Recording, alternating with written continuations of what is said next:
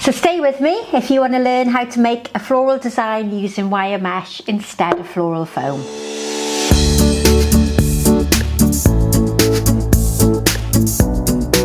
So today I'm going to show you how to create a design with the wire mesh or the chicken wire.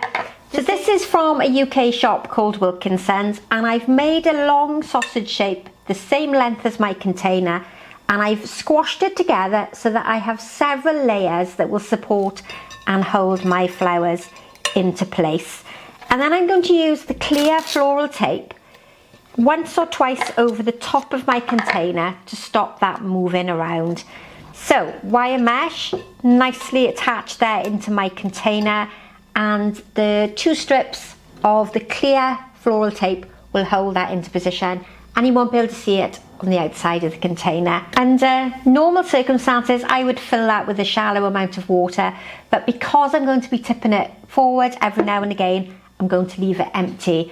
Now, back in the new year I did a design that incorporated some roses and some gerbera, and with a clever bit of camera trickery I'm going to do another design using those same flowers. So I had gerbera and I had these beautiful sort of cerise colour rose, and then I had a little berry called Brunei albiflora, and you can see that they've been cut very short because I used them in that design.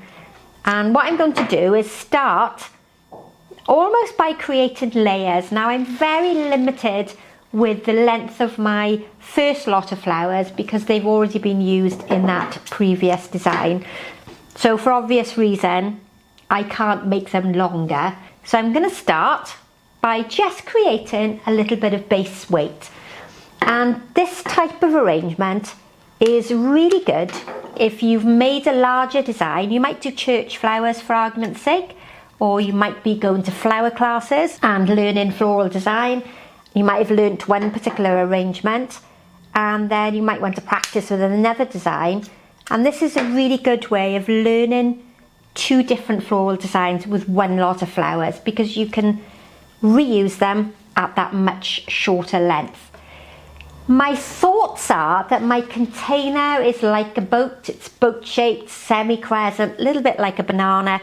So I thought I'd try and extend that crescent shape on either side. I'm thinking at the moment it's going to be possibly symmetrical, but that will really depend on the size and the shape of my flower combination as I work along.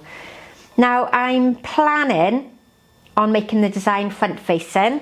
So the front is where you can see it now, and the back, even though it needs flowers at the back to give it weight, it doesn't matter so much if there aren't any interesting flowers to look at, because nobody's going to see the design from the back. Now with these lovely gerbera, which is a fabulous linking colour with my base, and just working them really close to the wire mesh to give me a little bit of structure in place. And already, even with just a few simple flowers, this one's a little bit stubborn and not going where I want it to go. Already with just a very simple set of flowers, I've got quite a nice design. So we don't need to have a huge variety and selection of flowers. Now my goal is to sort of layer these flowers on top of one another. And what I've done with the rose, they look like this. After a few days they start to soften and they start to open.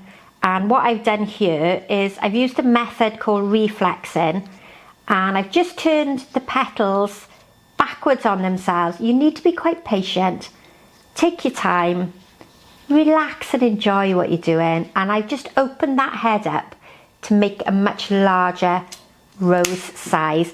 And these are massively fashionable at the moment in the wedding industry. Lots of brides are looking for this reflexed rose, and it's a really easy skill to learn. You just need to select a rose that opens up to quite a nice size over the course of about 2 days, and then you can slowly reflex those petals back. Now these are really quite short. I'm going to give them a clean cut just to make sure they can take up water, but I'm fairly limited to where they can go. I want them to tuck in between the gerbera. Some stand on top of them in like little layers, and just work them through in a position that looks pleasing to you. Don't worry too much about those very rigid flower arranging rules about balancing the colour and making the design symmetrical. Just work in a fairly relaxed and informal manner, and hopefully a pretty little design will start to come together. Now I have the grey toned Albiflora. I've already cut these in one go just to save me a little bit of time, and I'm going to do exactly the same. Pop them in between so that I've got a contrast in colour and texture working alongside one another. I've already got them onto the right side, so now I'm going to bring some into the left. And if they're slightly longer, then we can use those more towards the outside edge. This design would look fantastic on a little low down coffee table or a bedside cabinet for somebody that's not feeling particularly well. Bit small and delicate, so wouldn't work particularly well in a large environment, but is great as a little token present for somebody.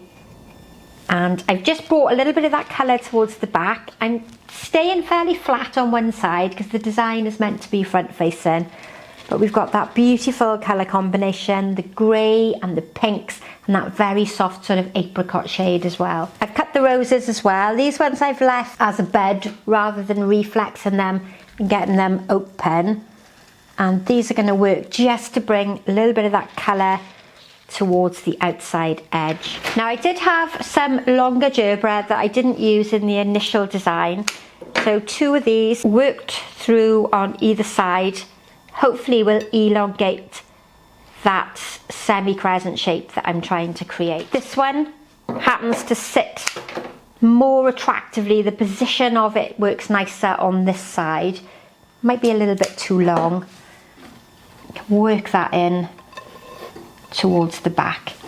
Now one of the beauties of the chicken wire is that if you don't like something where you've put it, you can slide it out and reposition it. It's not like floral foam where you end up with a great big hole in your foam.